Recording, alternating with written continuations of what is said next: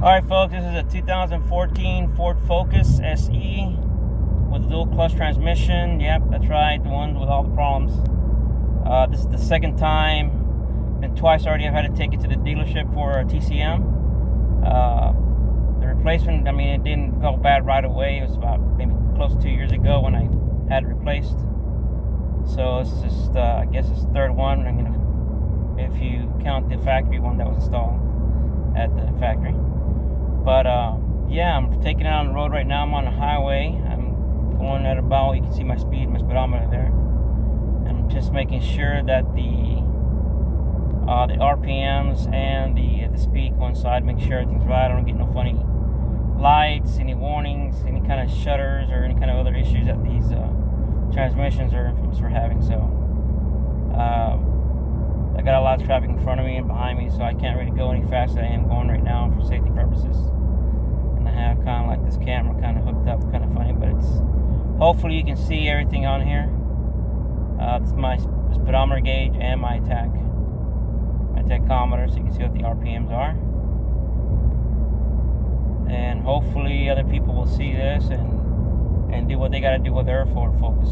So, and do your research, folks. When you go to the dealership in regards to these issues with the transmission in these cars, these Ford Focus SEs, please make sure, just do your research, get paperwork, download. You can find it on the internet, on the Ford website, as a matter of fact, even on the national, I think it's the National Highway Traffic. That's where you find all the recalls and stuff like that. You can find service bulletins, all kinds of good stuff, and you can, if you have a printer, print that out and hand it over to the service manager when you get to the dealership. So, and just mention to them, hey, I'm having problems with my car, with this transmission on my Ford Focus, and I really, I know there's been a lot of issues with these cars. There's the paperwork proving that it's under warranty, and that we are, if it's going to stay longer than a day, then we are able to get a rental from you guys, and they will pay for it. The one that we had, they paid for it. So don't take no for an answer. Show them the paperwork. Show them the paperwork and let them know what's going on. Don't go and just drop it off and cross your fingers and hope they won't charge you. You gotta let them know, because some of these places, I hate to point fingers and blame and call people crooks and whatnot, but we all know how dealerships work. These shops, they make their money. Most of the money that these dealerships make is their service department. So they do what they do. They're doing their job. The service managers are not. Most of them are not power mechanics. They're salesmen.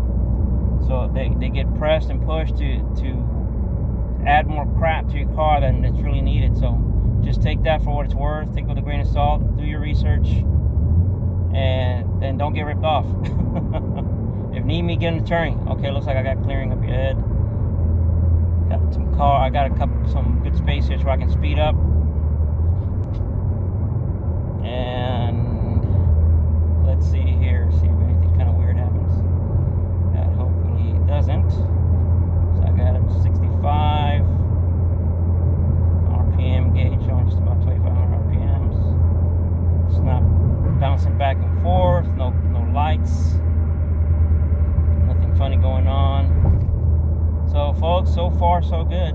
I've been driving it close to an hour now, highway and in the city here in Tampa. So please, folks, like I said, just take for what I'm saying, with a grain of salt. Just do your own research.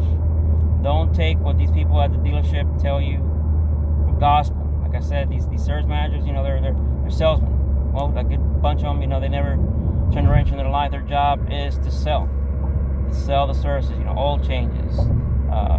If you take it in there for a simple oil change, next thing you know, they come, hey, we recommend you do this and this and this.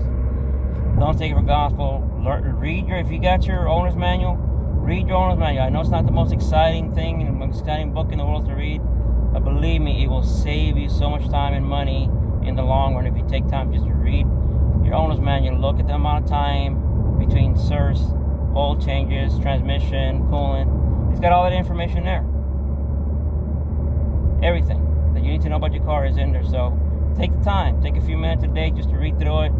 Become familiar with your car, where the oil dipstick is, how to do some of the most basic stuff. Okay, unless it's brand new and the shop is gonna, it's under warranty, then yeah, okay, I can understand why you wouldn't want to do certain things. But at least know where to find this stuff so you can at least do your oil check. know how to check your oil, tire pressure, stuff like that. But I digress. This whole thing is about transmission. So wish all everybody luck. And if you can, please hit that subscribe button, hit that like or dislike button. I'm not a pro video maker, obviously, as you can see, so I'm trying my best here to record this and not cause any accidents, you know. So again, please do your research before you buy a car like this, or if you already bought one, take it, make sure you got all your TCMs, not TCMs, but all your maintenance done up to date.